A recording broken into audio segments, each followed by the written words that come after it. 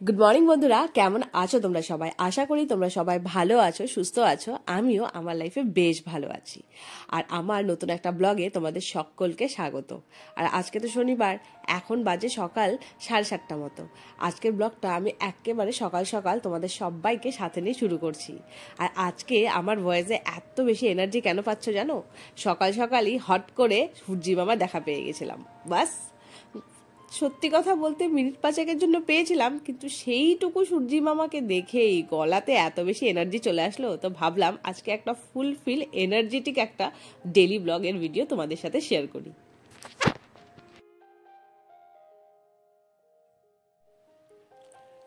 ছোটবেলায় বইয়ের পাতায় পড়েছিলাম যে সূর্যই আমাদের পৃথিবীর সমস্ত শক্তির উৎস। আর এটা কিন্তু হাড়ে হাড়ে এখন টের পাই। আগে ছোটবেলায় শক্তির প্রয়োজন হতো না, তো সেই তো বসে বসে ল্যাদি খেতে লাগতো, কোনো কাজকর্মও ছিল না, এক জায়গায় বসে থাকলেই সকালবেলা চা, দুপুরবেলা ভাত থেকে শুরু করে সমস্ত কিছুই চলে আসতো।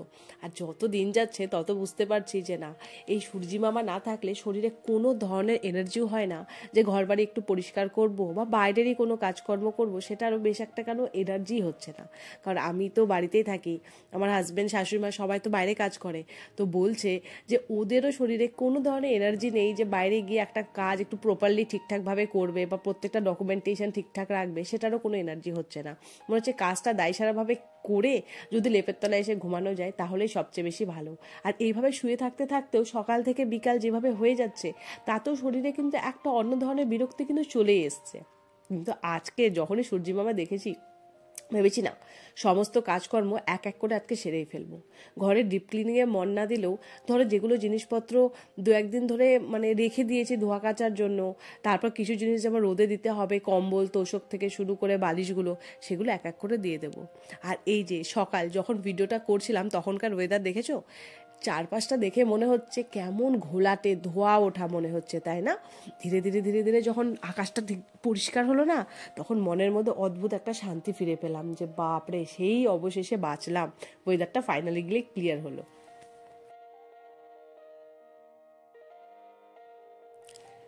কিন্তু এই জায়গাটাতে একটা কথা বলতেই হয় যে সকালের এই কুয়াশা ঘেরা ওয়েদারে যদি এক কাপ চা নিয়ে এদিক ওদিক এনজয় করতে করতে খাওয়া যায় না, সত্যি খুবই ভাল লাগে। আর সামনে যদি একদম গ্রিনারি মানে একটা সুন্দর বাগান হয়, তাহলে তো ব্যাপকই লাগে।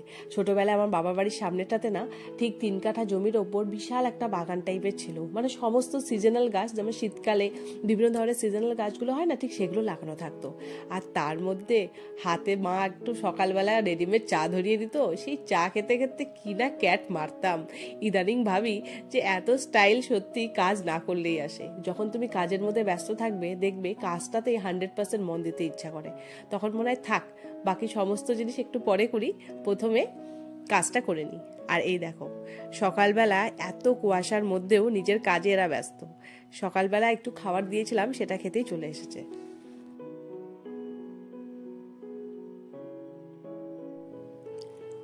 আর ওই যে বলেছিলাম না যে সকালবেলা সূর্য মামাকে দেখেছি, বাস আর কে কাকে পাই বলো? সবার প্রথমে যত জামা কাপড় ছিল, মানে আমার হাজব্যান্ডেরই সবচেয়ে বেশি জামা কাপড় থাকে, আমারও থাকে, আমারটা তো ডে টু ডে আমি ধুয়ে দিই, কিন্তু ওরটা একটু ঠিকঠাকভাবে যদি না ধুই না, তাহলে ক্লিনও হয় না, আর পরবর্তীকালে আয়রন করতে গিয়ে একটু সমস্যা হয়। তার জন্য ওর জামা কাপড়ের সেটটা গোটাটাই রেখে দিয়েছিলাম, এক এক করে, মানে সকালবেলা ডুবিয়ে রেখে দিয়েছি, তারপর তো সমস্ত রান্নাবান্না কমপ্লিট করে এক এক করে ধোয়াটা সারা। আর এদিকে না ওর জামাতে আমি একটু কমফোর্ট দিয়ে দিচ্ছিলাম। আসলে ঠিক গ্যারেন্টি পাচ্ছি না যে এই যে শীতের যে মিষ্টি রোদটাতে জামা কাপড় যে কতটা কড়কড়া হবে, ঠিক সেটা আমার সন্দেহ আছেই। আর তারপরে যদি একটু গন্ধ হয়ে যায় না, আমারই বড্ড বিরক্ত লাগে ঘর বাড়িতে, কারণ বারবার করে জামা কাপড় আমি ওঠাবো, আমি গুছিয়ে রাখবো, তখন যদি নাকে গন্ধ আসে, আমার কিন্তু বড্ড বিরক্ত লাগে। তার জন্য সবার প্রথমে কমফর্টটা দিয়ে ভাবলাম যে না, এবার গিয়ে যতটুকু রোদ রয়েছে ওটাতে সবার প্রথমে মেলে দিই, তারপর বাকিটুকু কাজ। ছোটবেলায় শুনতাম যে শীতকালের এই ওয়েদারটা বড্ড ড্রাই, হাত পাগুলো কেমন ড্রাই হয়ে যায় বলো? আমাদের স্কিনগুলো কিন্তু বড্ড ড্রাই হয়ে যায়, কিন্তু এই জামা কাপড়গুলো যদি একটু মেলে দিই তাহলে ড্রাই কেন হয় না? এখান থেকেও যদি জল টেনে নিত তাহলে কতই না ভালো হতো বলো। চলো যাই, এরপর সূর্যি মামার কাছে যাই, একটু জামা কাপড়গুলো রিকোয়েস্ট করি যে বাবা শুকিয়ে দেও, নইলে পরে এতগুলো জামা কাপড় একসাথে ধুয়ে দিয়েছি না, যদি ঠিকঠাকভাবে না ঢুকায় শুকিয়ে যায় তাহলে আমার হাজব্যান্ড বলবে যে কি হলো, আমার জামা কাপড়গুলোর কোথায় গেল না গেল। আর ওর হাতের কাছে জিনিসপত্র না দিলে না বড্ড বিরক্ত হয়ে যায়। তার জন্য সবসময় চেষ্টা করি যে ওর জিনিসপত্রগুলো একটু ঠিকঠাক জায়গায় রাখার। বড্ড পারফেকশনের মানে কি বলবো, বড্ড পারফেক্ট সব কাজে।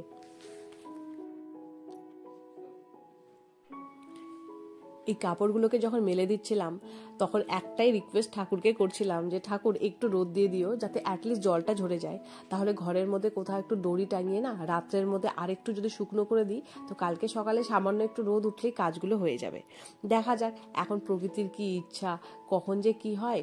আর শুনছি তো দক্ষিণবঙ্গে খুব বৃষ্টি পড়ছে, আমার বান্ধবীর বাড়িও দক্ষিণবঙ্গে, বলছে প্রচণ্ড বৃষ্টি পড়ছে। তোদের ওখানে অ্যাটলিস্ট বৃষ্টি তো নেই, সেটার জন্য মানে অতটুকুর জন্য শুকিয়ে হয়ে যায়। মন তো আর মানে না, সূর্যি মামার জন্য মনটা একেবারে ছটফট করছে।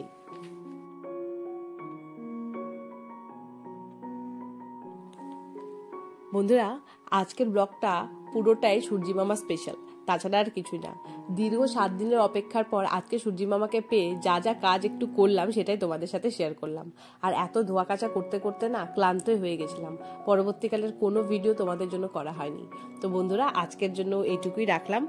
আশা করি তোমাদের ভালো লাগবে। কালকে নতুন একটা ভিডিও, নতুন ধরনের একটা ভিডিও তোমাদের জন্য নিশ্চয়ই নিয়ে আসবো, ঠিক সকাল 10:30টায়। ততক্ষণের জন্য ভালো থেকো, সুস্থ থেকো, পরিবারের সকলকে নিয়ে ভালো থেকো। আর আজকের মতো টাটা।